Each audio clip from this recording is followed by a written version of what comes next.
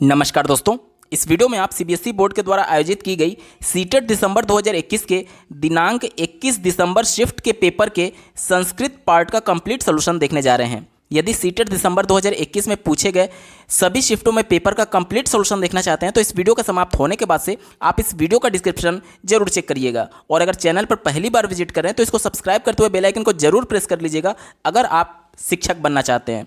चलिए दोस्तों, आज के इस महत्वपूर्ण वीडियो को प्रारंभ करते हैं। दोस्तों, प्रश्न संख्या 121 से 128 तक दिए गए पैराग्राफ पर आधारित पूछा गया था। अगर इसका अनुवाद मैं करने लगूँ तो आप लोग का बहुत ज़्यादा समय व्यतीत हो जाएगा।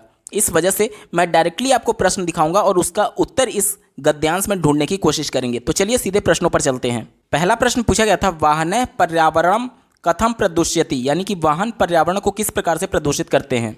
दिए गए गद्यांश में इसका उत्तर आप यहाँ पर देख सकते हैं, वाहनेषु यदिंधनम प्रयुज्यते तस्य धूमेन वायु निरंतरम प्रदुष्यति, यानी कि वाहन के अंदर जो ईंधन प्रयुक्त होता है उसके द्वारा निकलने वाले धुएं की वजह से वायु निरंतर प्रदूषित हो रही है। तो इस प्रश्न का उत्तर क्या हो जाएगा? ऑप्शन नंबर 2 देखिए, वाहनेषु प्रयुक्त ईंधनस्य धूमेन वायु प्रदुष्यति। ऑप्शन 2 इसका सही जवाब है। अगला प्रश्न पूछा गया था, केशाम जाल निबहो भूयो भूयो वर्धते, यानी कि किसका जाल धीरे धीरे, भूयो का मतलब होता है धीरे धीरे बढ़ रहा है, किसका जाल धीरे धीरे बढ़ रहा है। गद्यांश में इसका उत्तर आप यहाँ पर देख सकते हैं, उद्योगानाम जाल निबह भूयो भूयो वर्धते, यानी कि उद्योगों का जो जाल है वह धीरे धीरे बढ़ रहा है। विकल्प में देखिए ऑप्शन नंबर 1 उद्योगानाम इसका सही उत्तर हो जाएगा। अगला प्रश्न पूछा गया था, चित्तम उद्विग्नम कस्मात् भवति, यानी कि चित्त का मतलब यहाँ पर आप सीधे ब्रेन से समझिए और उद्विग्नम का मतलब कि यहाँ पर एक तरीके से एनेक्जाइटी के सेंस में यहाँ पर यूज किया गया है कि ब्रेन एनेक्जाइटी कब होता है, आपसे पूछा जा रहा है। इसका उत्तर आप यहाँ पर देख सकते हैं, मनसो विक्षोभात चित्त मुद्विग्नम भवति, यानी कि आपका उत्तर क्या हो जाएगा? मनसो विक्षोभात। ऑप्शन नंबर 4 मनसो विक्षोभात इसका सही उत्तर हो जाएगा, यानी मन जो होता है वो विक्षोभ हो जाता है, विक्षोभ हो जाता है। ऑप्शन नंबर 4 सही उत्तर है। अगला प्रश्न पूछा गया था, केसाम परीक्षण वायुमंडलम प्रदुष्यति, यानी किसका परीक्षण वायुमंडल को प्रदूषित कर रहा है। यहाँ पर इसका उत्तर दिया गया है, आणविक शस्त्राणाम परीक्षणेरपि वायुमंडलम प्रदूषितम भवति, यानी कि उत्तर क्या हो जाएगा? आणविक जो शस्त्र हैं उनका परीक्षण वायुमंडल को प्रदूषित कर रहा है। ऑप्शन नंबर 1 आणविक शस्त्राणाम इसका सही उत्तर हो जाएगा। अगला प्रश्न पूछा गया था, रोगाः इत्यस्थार्थे गद्यांशे क शब्द प्रयुक्तः, यानी कि रोग के संदर्भ में इससे समान अर्थ रखने वाला गद्यांश में कौन सा शब्द प्रयुक्त किया गया है।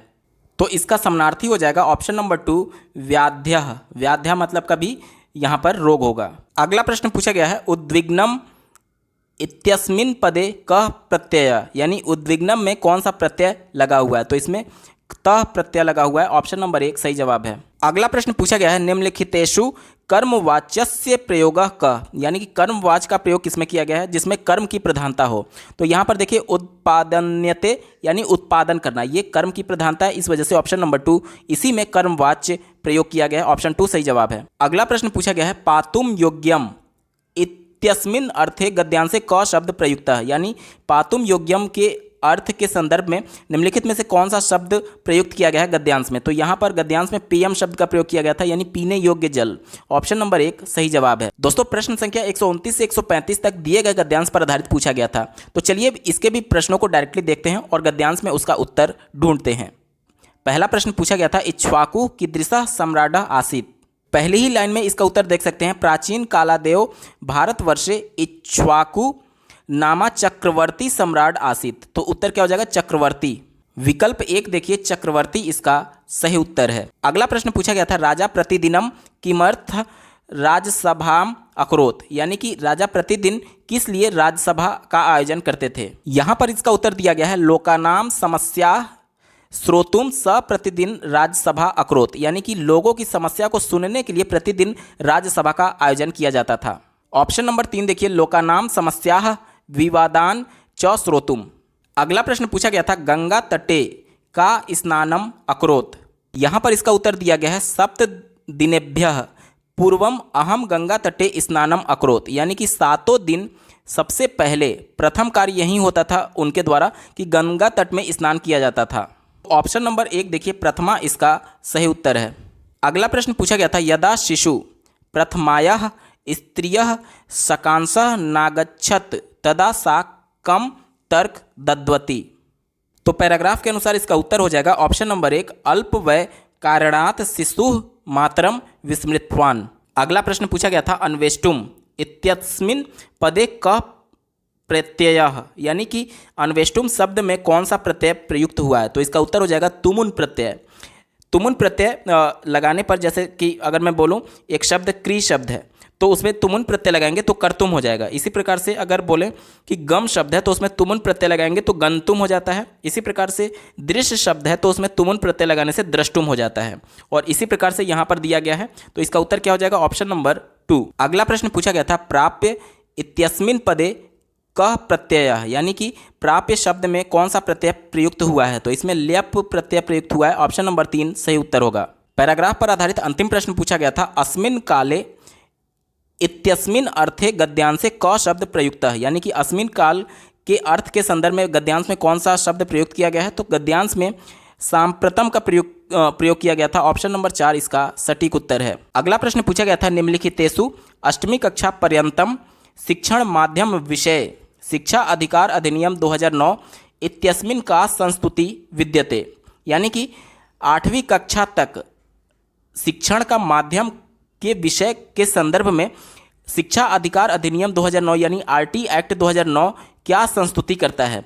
तो आरटी एक्ट 2009 ये कहता है कि जहाँ तक संभव हो सके 8वीं कक्षा तक शिक्षा का जो माध्यम होगा वो बच्चों की मातृभाषा होगी। ऑप्शन नंबर 1 देखिए, अष्टमी कक्षा पर्यंतम यथा संभवम मातृभाषा शिक्षण माध्यमम भवित्वा, ऑप्शन नंबर 1 सही उत्तर है। अगला प्रश्न पूछा गया था भारतीय संविधाने हिंदी भाषायाः किम स्थानम विद्यते, यानी कि भारतीय संविधान के अनुसार जो हिंदी भाषा है उसका स्थान क्या है। तो हिंदी भाषा को राजभाषा का दर्जा दिया गया है, ऑप्शन नंबर 2 सही जवाब होगा। अगला प्रश्न पूछा गया था शिक्षणे भाषायाः केंद्रीयतयाः अभिप्रायो अस्ति, यानी कि भाषा में केंद्रीयता से क्या अभिप्राय है आपसे पूछा जा रहा है। देखिए भाषा में केंद्रीयता का मतलब ये होता है कि बच्चे जब भाषा सीख चुके हैं, मान लीजिए एक लैंग्वेज, तो वह दूसरी लैंग्वेज को सीखने में उसकी मदद करेगा। क्यों? क्योंकि दोनों में ग्रामर लगभग कॉमन होता है। एक भाषा हो या फिर कई भाषाएं हो, सब में ग्रामर लगभग कॉमन होता है। देखिए हिंदी में अगर आपने कर्ता पढ़ा है तो अंग्रेजी में भी आपने सब्जेक्ट पढ़ा है, हिंदी में अगर आपने क्रिया पढ़ा है तो अंग्रेजी में वर्ब पढ़ा है, और हिंदी में अगर आपने कर्म पढ़ा है तो अंग्रेजी में ऑब्जेक्ट पढ़ा है। यानी कि व्याकरण के नियम वही रहते हैं, सभी भाषाओं में व्याकरण के नियम वही रहते हैं, और उनका एक क्रम भी रहता है कि पहले कर्ता आएगा, फिर क्रिया आएगी, फिर अंत में कर्म आएगा। यानी कि सभी कुछ सीक्वेंस एक समान रहता है, जिसकी वजह से एक भाषा सीखने के बाद से दूसरे भाषा को सीखने में अभ्यर्थियों को मदद मिलती है। तो ये केंद्रीयता है, यानी कि सभी भाषाओं में केंद्रीयता हो गई कि सबका जो ग्रामर है लगभग कॉमन होगा। तो अब इसी को ध्यान में रखते हुए आपको उत्तर देना है। देखिए चौथा विकल्प दिया गया है अंतर्वस्तु विषयस्य अध्यापकाय भाषाम प्रति अवधानम न आवश्यकम, यानी कि ये कहा जा रहा है कि किसी भाषा के अंतर्वस्तु विषय के प्रति अध्यापक का अवधान आवश्यक नहीं है, ध्यान आवश्यक नहीं। ये निगेटिव था, आपका उत्तर नहीं होगा। तीसरा देखिए भाषा अधिगमे विषय वस्तु अधिगम च पृथक पृथक भवता, यानी कि ये कहा जा रहा है कि भाषा के अधिगम में विषय वस्तु और भाषा को सीखना अलग अलग होता है। तो ये भी निगेटिव था। ऐसा नहीं है कि हिंदी अगर भाषा सीखी जा रही है तो हिंदी के कॉन्सेप्ट को अलग पढ़ाएंगे और उसका ग्रामर अलग पढ़ेंगे, ये कहा जा रहा है कि अलग अलग होता है। ऐसा नहीं होता है, आप बच्चे को हिंदी का भी ज्ञान करा रहे हैं, साथ ही साथ उसका ग्रामर का भी ज्ञान कराते हैं। ठीक है, तो ये निगेटिव था, आपका उत्तर नहीं होगा।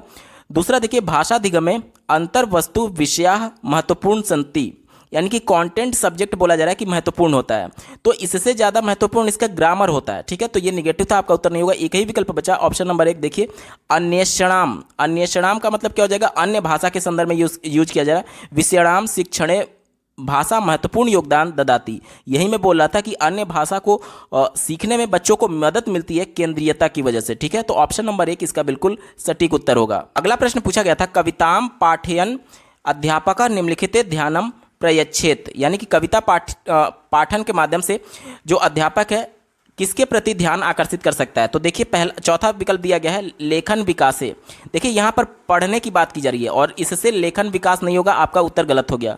चौथा देखिए व्याकरणे नियमान प्रयोगे च, यानी कि व्याकरण के नियमों के प्रयोग के बारे में कहा जा रहा है, ये भी निगेटिव है, क्योंकि कविता के माध्यम से बच्चों को व्याकरण नहीं सिखाया जा सकता। देखिए ये काफ़ी कम एक तरीके से अप्रोप्रिएट था, क्योंकि जो बच्चों को कविता पढ़ाई जाती है उसमें लय होता है, छंद होता है, अलंकार होता है, तो ये पढ़ करके बच्चों को आनंद का अनुभव होता है। जैसे कि आप प्राइमरी स्तर पर देखेंगे तो जो भी उनकी कविताएं होती हैं वो अंत में किसी एक तुकबंदी पर समाप्त होते हैं, तो वो बच्चे तुकबंदी को पढ़ करके आनंद लेते हैं। तो ये व्याकरण के लिए उतना उपयुक्त नहीं होगा, इस वजह से तीसरा विकल्प गलत हो गया।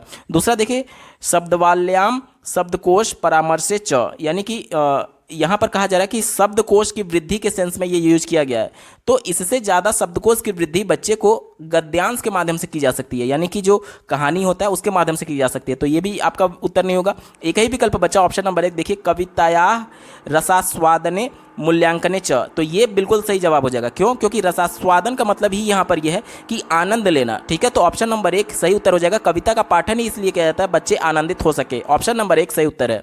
अगला प्रश्न पूछा गया था, परिच्छेद लेखने यानी कि अनुच्छेद लेखन में, निबंध लेखने यानी कि निबंध लेखन में, वा छात्राः विभिन्नासु अवस्थासु गच्छति, यानी विभिन्न अवस्थाओं से होकर के गुजरते हैं, यासु ते विचारान यानी उनके विचार, संकलयन्ति संकलित करते हैं, रूपरेखा निर्मान्ति रूपरेखा का निर्माण करते हैं, प्रथमम प्रारूपम यानी कि प्रथम प्रारूप लिखन्ति लिखते हैं, एतत् विवर्धनते अंतिम प्रारूपम लेखितुम च संशोधनम कुर्वन्ति, यानी कि पहले प्रथम प्रारूप यानी ड्राफ्ट लिखते हैं, उसके बाद से अंतिम प्रारूप की तरफ बढ़ते हैं और फिर संशोधन करते हैं। तो ये पूछा जा रहा है कि लेखन से इयं प्रक्रिया का कथ्यते, लेखन की इस प्रक्रिया को क्या कहते हैं?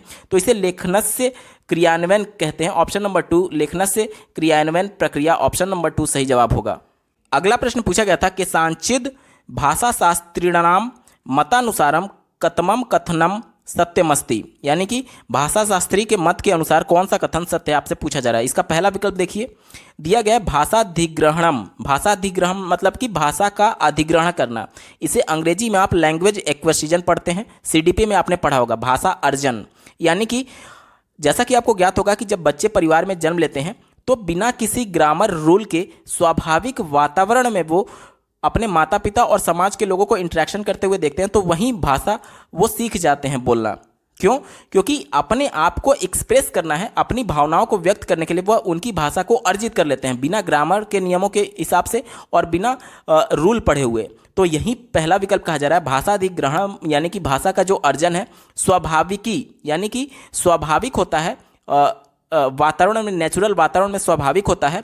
अविचारिता, अविचारिता कहने का मतलब कि बिना ग्रामर के रूल पढ़े, बिना सोच विचार किए, च प्रक्रिया भवति यानी कि ये स्वाभाविक होता है और एक तरीके से बिना ग्रामर के रूल के तहत ये प्रक्रिया होती है भाषा अधिग्रहण की। तो ये ऑप्शन नंबर 1 इसका बिल्कुल सटीक जवाब है, यही इसका उत्तर हो जाएगा।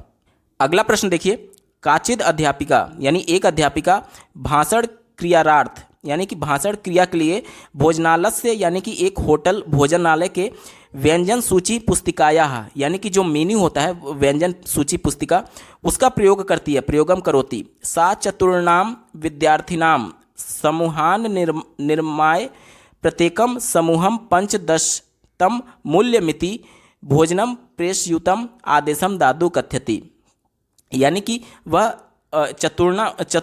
चतुर्पूर्ण तरीके से विद्यार्थियों का एक समूह निर्माण करती है। और आगे देखिए, तस्याम प्रयोजनम छात्रान भाषण योग्यता संवाद योग्यता च शिक्षणमस्ति, यानी कि उसके बाद से एक तरीके से भाषण की योग्यता और संवाद की योग्यता ये शिक्षण के माध्यम से बताया जाता है। आगे देखिए, अत्र भोजनालय से व्यंजन सूची पुस्तिका किम कथ्यते, यानी कि ये जो भोजनालय का जो मेनू है व्यंजन सूची पुस्तिका है उसको क्या कहेंगे? तो देखिए ये भाषा के शिक्षण में सहायक हो रही है, तो ये भाषा शिक्षण सहायक सामग्री होगी। ठीक है, जो आपके शिक्षण में सहायक होता है वो शिक्षण सामग्री होता है, और चूंकि ये भाषा के शिक्षण में सहायक है इस वजह से भाषा शिक्षण सामग्री हो जाएगी। ऑप्शन नंबर 1 सही जवाब होगा। अगला प्रश्न पूछा गया था, काचिद अध्यापिका यानी एक अध्यापिका मासा अंतरालय, मासा अंतरालय का मतलब जैसे मास को महीना बोलते हैं, हिंदी में महीने को मास बोला जाता है, 1 मास 2 मास इस प्रकार से होता है ना, यानी 1 महीने के अंतराल पर लेखन कार्य छात्र कृता त्रुटि अशुद्धि च एकत्री करोति, यानी कि 1 महीने के अंतराल पर बच्चों के जो लेखन कार्य हैं उसमें त्रुटि अशुद्धियों को एकत्रित करती है। तदा स छात्राणाम नाम ग्रहणम विना त्रुटिनाम प्रकरणाम विवरणम करोति, यानी कि उसके बाद से 1 महीने के बाद से सबको एकत्रित करती है और उसको फिर से एक तरीके से ट्रीट करती है, पढ़ाती है, और उसके बाद से बिना त्रुटि के बच्चे प्रकरण विवरण करते हैं। तो अब ये क्या कहा जाएगा, आपसे पूछा जा रहा है, तो ये प्रयोग क्या कहा जाएगा, तो ये पुनर्निवेश प्रदानम कहा जाएगा। यानी कि बच्चों को फिर से जहाँ जहाँ वो बच्चे त्रुटि कर रहे थे उन त्रुटियों को दूर करने का प्रयास शिक्षिका के द्वारा किया गया है, तो ये पुनर्निवेश प्रदानम है। यानी कि फिर से इनपुट दिया गया है ताकि वो चीज़ों को सही तरीके से सीख पाए बिना त्रुटि के माध्यम से। तो ऑप्शन नंबर 2 सही जवाब होगा। अगला प्रश्न पूछा गया था, सप्तमी कक्षायाः भाषा शिक्षिका कीर्ति ही, यानी 7वीं कक्षा की भाषा शिक्षिका जिसका नाम कीर्ति है, स्व छात्रान अपने छात्रों को तेसाम पाठ्यपुस्तक से उसकी पाठ्यपुस्तक में जो कविता दिया गया है, जो गीत दिया गया है और अन्य समान कविता गीतानि च तेसाम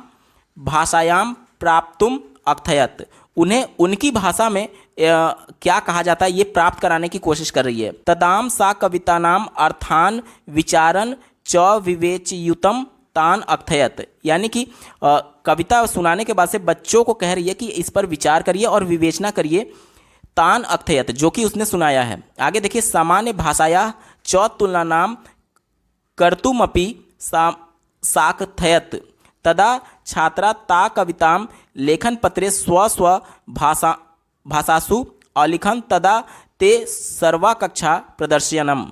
इसका मतलब ये हुआ कि उसके बाद से उस कविता को टीचर ने कहा कि आप अपनी अपनी भाषा में, यहाँ पर देखिए लिखा गया स्व स्व भाषासु, यानी अपनी अपनी भाषा में, क्योंकि प्रत्येक बच्चे की मातृभाषा अलग हो सकती है, तो अपनी अपनी भाषा में लिखने के लिए और साथ ही साथ कक्षा में प्रदर्शन करने के लिए कहा। आगे पढ़िए, अत्र भाषायाः महत्वम ज्ञातुम अध्यापिकया का रीति प्रयुक्ताम, यानी कि भाषा के महत्व के ज्ञान के संदर्भ में अध्यापिका कौन सी रीति का प्रयोग कर रही है।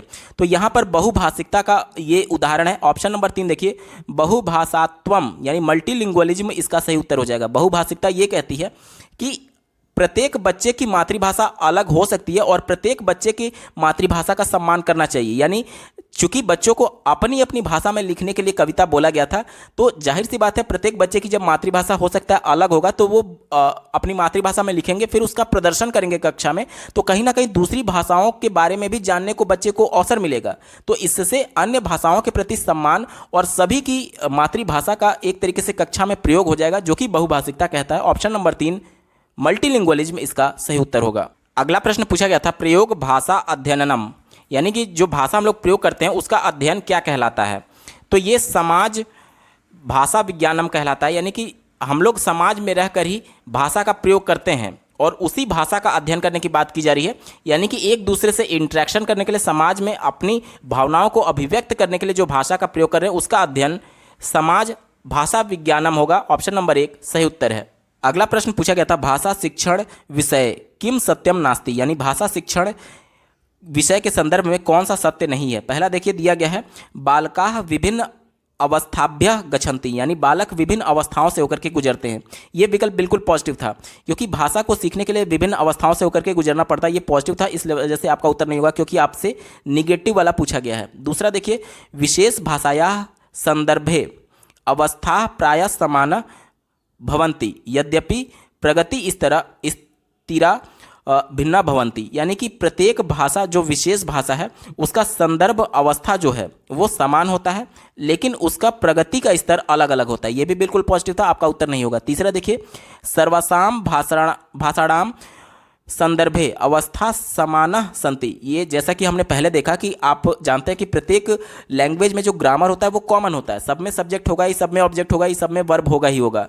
तो ये यहाँ पर जो कहा जा रहा है कि सब में समान होता है, भाषाणाम संदर्भे सब में संदर्भ जो होता है वो समान होता है, तो ये बिल्कुल सही था आपका पॉजिटिव सेंस में, इस वजह से उत्तर नहीं होगा। एक ही विकल्प बचा, ऑप्शन नंबर 4। देखिए क्या कहा जा रहा है, छात्राणाम यानी छात्रों के त्रुटि संशोधनम तत्कालम तत्रैव कर्तव्यम, यानी कि अगर बच्चा भाषा सीखने में कोई त्रुटि कर रहा है तो उसे तुरंत सुधार देना चाहिए। ये विकल्प निगेटिव है, आपका उत्तर नहीं होगा। क्यों?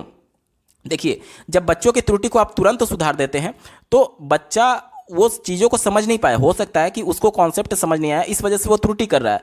तो पहले आपको एज ए टीचर उसका विश्लेषण करना होता है कि आखिर बच्चा त्रुटि क्यों कर रहा है, उसके बाद से अगर आपको ये लग रहा है कि बच्चे को संप्रत्यय या फिर कॉन्सेप्ट समझ नहीं आया तो फिर से कॉन्सेप्ट को पढ़ाइए।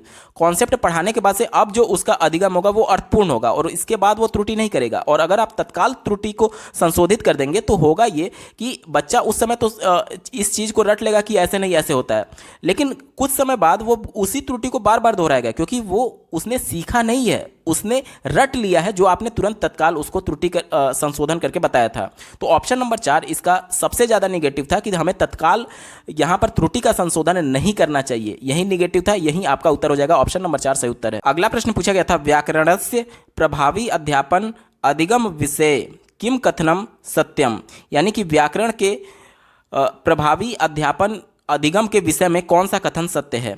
तो इसका उत्तर हो जाएगा ऑप्शन नंबर 1 प्रथमम छात्रान व्याकरणस्य नियमः सोदाहरणम वर्णनित्वा, यानी सबसे पहले बच्चों को व्याकरण का जो नियम है वो उदाहरण के साथ प्रस्तुत करना चाहिए, ये इसका मोस्ट एप्रोप्रिएट आंसर है और यही इसका सही जवाब हो जाएगा। दूसरा देखिए छात्रान व्याकरण नियमान बहुवारम वार्तालाप मध्ये द्रष्टुम अवसरः दात्वः तत्पश्चात व्याकरण नियमान अवनिश्य प्रयोगम कर्तव्यः, यानी कि बोला जा रहा है कि बच्चों को व्याकरण के नियमों के बीच में वार्तालाप करने का अवसर देना चाहिए। अब बच्चा व्याकरण का नियम जान ही नहीं रहा है तो उसके बारे में वार्तालाप कैसे कर पाएगा। वार्तालाप तो तभी आप कर पाते हैं जब आप किसी लैंग्वेज को जानते हैं, तभी तो आप कम्युनिकेट करते हैं। अब चूंकि आपको व्याकरण नहीं पता है तो बच्चे गलत तरीके से व्याकरण का प्रयोग करने लगेंगे और ये उनके एक तरीके से भाषा में आ जाएगा। तो सबसे बेहतर यही होता है कि बच्चों को पहले नियम बता करके उसको उदाहरण के माध्यम से बताइए कि इस तरीके से चीज़ें होती हैं, क्योंकि वार्तालाप में वो गलत तरीके से भी प्रयोग कर सकते हैं और वो उनके हैबिट में आ सकता है। तो इस वजह से ये निगेटिव था, आपका उत्तर नहीं होगा।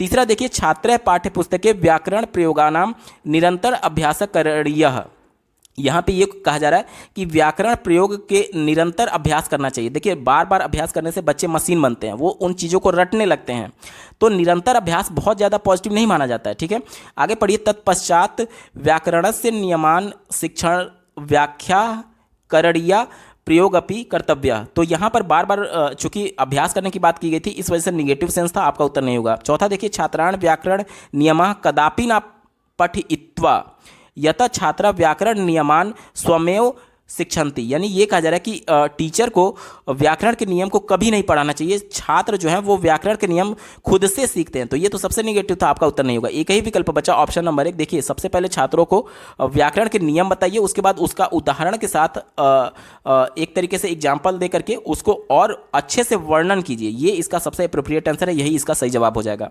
अगला प्रश्न पूछा गया था आदर्श भाषा पाठ्यक्रमे निम्नलिखितः भवन्ति, यानी आदर्श जो भाषा पाठ्यक्रम है वो क्या होना चाहिए। तो सबसे पहले हमें उद्देश्य के बारे में पता होना चाहिए कि हम जो भाषा पढ़ने जा रहे हैं वो क्यों पढ़ रहे हैं, उसका कहाँ यूज है। उसके बाद से अंतर वस्तु, यानी कि प्रत्येक भाषा के कुछ शब्दावली होते हैं, कुछ नियमावली होते हैं। जैसे कि जीन पियाजे का आप सिद्धांत जब पढ़ने जाते हैं तो सबसे पहले आपको उनके शब्दावलियों से अवगत कराया जाता है कि उन्होंने स्कीमा के बारे में बताया था, उन्होंने जीववाद के बारे में बताया था, उन्होंने वस्तु स्थायित्व के बारे में बताया था। इसके अलावा अन्य जो भी टर्म्स बताए थे आप उनके सिद्धांत को तभी समझ पाएंगे जब आप उनके इन टर्म्स को समझ सकते हैं। तो बिना अंतर वस्तु को समझे आप किसी सिद्धांत को या फिर किसी भी विषय को, किसी भाषा को नहीं सीख सकते। तो ये अंतर वस्तु उसके बाद से बताया जाता है। उसके बाद से प्रक्रिया, किस प्रोसेस के तहत आप उस भाषा को सीखेंगे। ठीक है, यानी कि सबका एक निश्चित प्रक्रिया होता है। आगे देखिए भाषा अध्यापन अधिगम मूल्यांकन, यानी कि अब भाषा का अध्यापन जो हुआ है और बच्चों को जो अधिगम हुआ है उसका मूल्यांकन करेंगे। तो ये सबसे एप्रोप्रिएट आंसर है, ऑप्शन नंबर 1 सही जवाब होगा।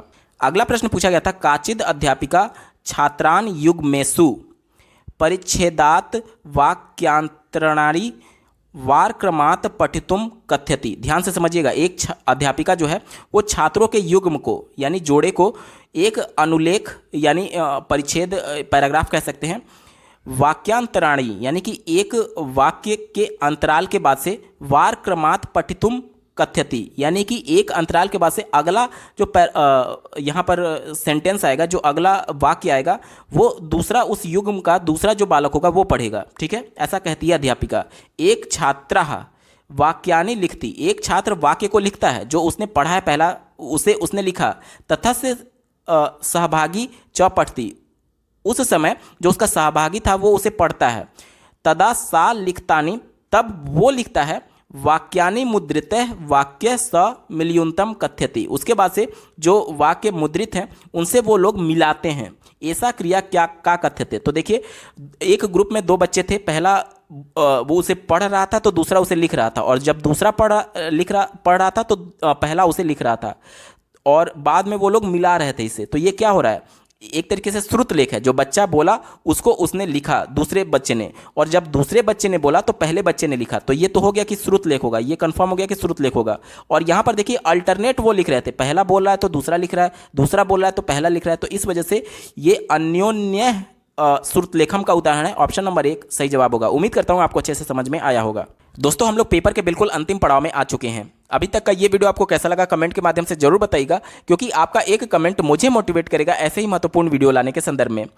इस पेपर का अंतिम प्रश्न पूछा गया था पठनम अस्ति, यानी कि पठन क्या होता है। तो पढ़ करके अर्थ ग्रहण करना ही पठन कहलाता है। तो यहाँ पर ऑप्शन नंबर 2 देखिए, दत्त पाठस्य अर्थ ग्रहणम, यानी कि दिए गए पाठ को पढ़ करके अर्थ ग्रहण करना ही पठनम है। तो ऑप्शन नंबर 2 सही जवाब हो जाएगा। दोस्तों, यहाँ पर पूरा पेपर सॉल्व हो चुका है। आपको ये वीडियो कैसा लगा कमेंट के माध्यम से जरूर बताइएगा। साथ ही सीटेट दिसंबर 2021 के सभी शिफ्टों के पेपर का कंप्लीट सोल्यूशन देखने के लिए इस वीडियो का डिस्क्रिप्शन जरूर चेक करिएगा। इस वीडियो के डिस्क्रिप्शन में आपको 6 डेडिकेटेड प्लेलिस्ट का लिंक मिलेगा, जिसमें सभी सब्जेक्ट्स के सभी शिफ्टों में जो पेपर कंडक्ट कराए गए थे उन सबका डेडिकेटेड वीडियो के माध्यम से सॉल्यूशन देख सकते हैं, पूरा एक्सप्लेनेशन के साथ। तो अगर आप सीटेट में बेहतरीन अंक के साथ पास होना चाहते हैं तो इस वीडियो का डिस्क्रिप्शन जरूर चेक करिएगा सभी पेपर का कंप्लीट सॉल्यूशन देखने के संदर्भ में। और अगर चैनल पर पहली बार विजिट कर रहे हैं तो इसको सब्सक्राइब करते हुए बेल आइकन को जरूर प्रेस कर लीजिएगा अगर आप एक शिक्षक बनना चाहते हैं। इस वीडियो को देखने के लिए आपका बहुत बहुत धन्यवाद। भगवान करे आपका दिन शुभ हो।